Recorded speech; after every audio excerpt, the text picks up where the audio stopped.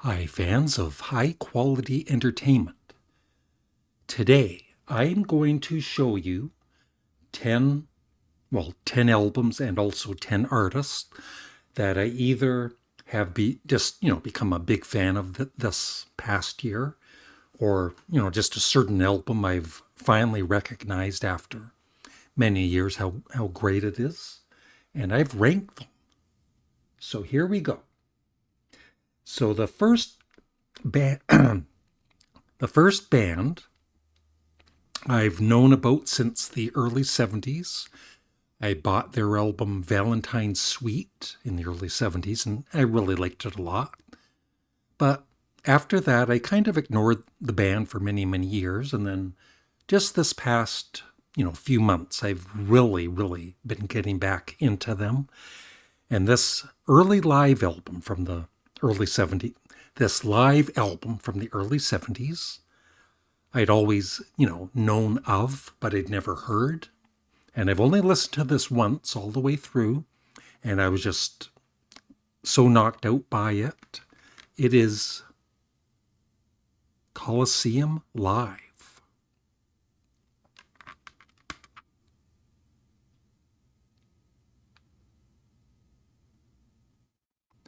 So if you're a fan of just really good, musicianship, uh, fantastic drumming, great vocals. If you're a fan of jazz rock, like early Frank Zappa, Mothers of Invention, like Hot Rats kind of era, I highly recommend Colosseum Live.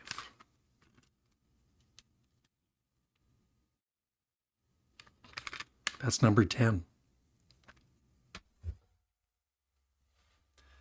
Number 9 is a band that I never ever bought any of their albums. They've been around since the early 70s, and they had a lot of, success in the early 70s.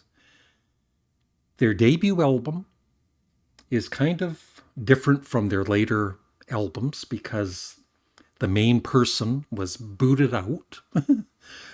So he only appears on the first album, sadly. And I finally heard this last, a few months back. And I was once again just blown away by how good it is. It is Blood, Sweat, and Tears. Child is father to the man.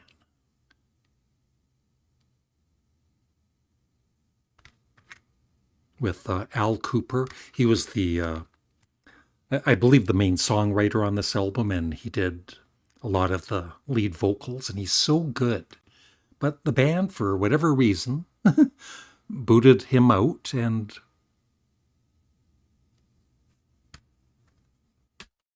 then we got Spinning Wheel and You Make Me So Very Happy, which are, I don't mind those songs, but nothing compares to their debut. So that's number 9.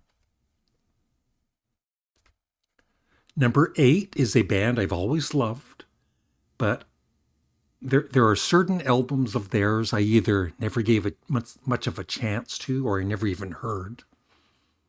And I've just, in the last couple of months, I just have a really new appreciation for their albums that I was kind of ignoring. So the Rolling Stones, Black and Blue. I had never really known this album until I bought this remastered CD.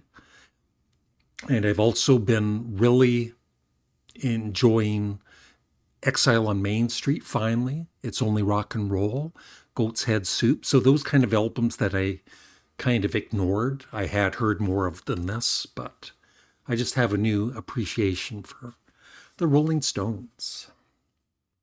All right, number 7, a band from the late 60s, 70s.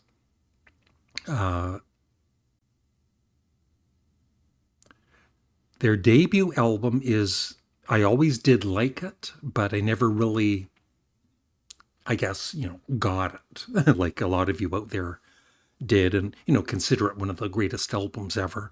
And now I can see why it's considered, one of the great albums. The band, music from, you got to be careful how you say that. Music from Big Pink. Yeah, my favorite always was Cahoots, which I feel is still, very underrated.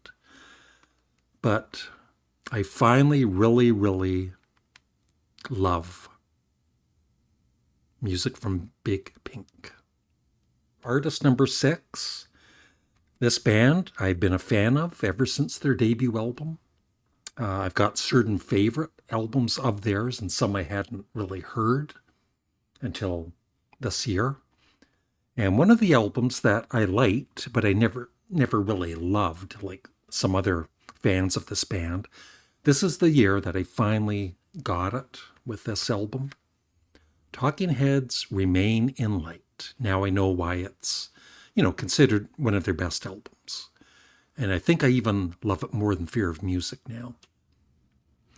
And I have their whole discography except for one album, True Stories, which I did order a couple of months ago. And then they had some kind of problem sending the CD to me, so they reimbursed me my money. So I still need to get that, but love Talking Heads. Number 5 is a band, one of these, bands that I'm late to getting into their fan base. I'd always heard of them. I'd never really listened to their albums until the last couple of years, and now I got their complete discography. I believe, it kind of changes once in a while, but at the moment, my favorite album of theirs is Tago Mago, or Tago Mago, however you want to pronounce it. And my buddy Morse Gotro and I are doing a CD exchange review. He's going to be reviewing this. I sent this to him. And I'm reviewing a Frank Black album. So expect that video in the coming days.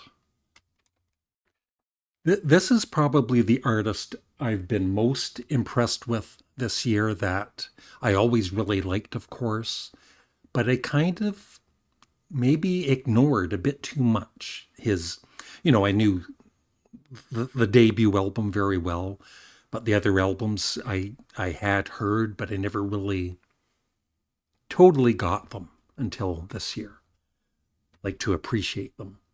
So I'm just showing one of them. The Jimi Hendrix Experience, Electric Ladyland. I had heard this album, in the past 2-3 times, but once again, I never connected with it until this year. And I've got all 3 of the studio albums of the Jimi Hendrix Experience. And I just love this so much. Number 3 is a band I've become a huge fan of in probably the past 2 years. And this year, I'm getting closer and closer to having their whole discography. I'm just missing 2 albums. And it kind of always changes what my favorite is, but I think this album is the one I possibly played the most this year. The Beach Boys, Surf's Up. And then, there's Pet Sounds, of course, Sunflower, Wild Honey, The Beach Boys Love You. I've just become a huge fan of the Beach Boys.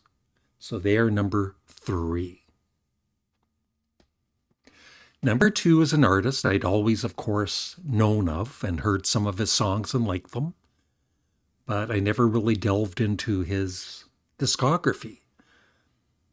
And now I don't know how many albums I have by him, but it's got to be over, it's either 15 to 20 albums, and I will be getting more. I've become a huge fan of Donovan. And it kind of changes. This is one of my favorites of his. And then Open Road and Mellow Yellow and a few others. And I play a lot of Donovan. Like I've played a lot of Donovan this past year. So he's number 2. Now, number one, some of you know I've been really getting into this past year. It's kind of opened up my eyes to his solo career. And it is George Harrison. Now, this album, I had, of course, I'd heard All Things Must Pass, many times in the past. And I've always liked it a lot. But I wouldn't say I was like a huge fan of the album. And this album, Living in the Material World, I'd never really listened to. I'd heard, I was familiar with Give Me Love, Give Me Peace on Earth, and that's probably about it. But I've just become a huge George Harrison fan. I love this album as much as All Things Must Pass. I think it's a masterpiece. And I'm delving into his other solo albums now. 33 and a Third, which I've always really liked, and his self-titled. And yeah, I will be getting more George Harrison albums in the near future. So he's my number one. His music has, has really gotten to me this year. The spiritual side of him. And I just love George Harrison. So that is it. Thank you for watching. What are some of your favorite, what are some albums or groups that you discovered this year? Let me know in the comment section below. Thanks for watching. Have a great day. Bye.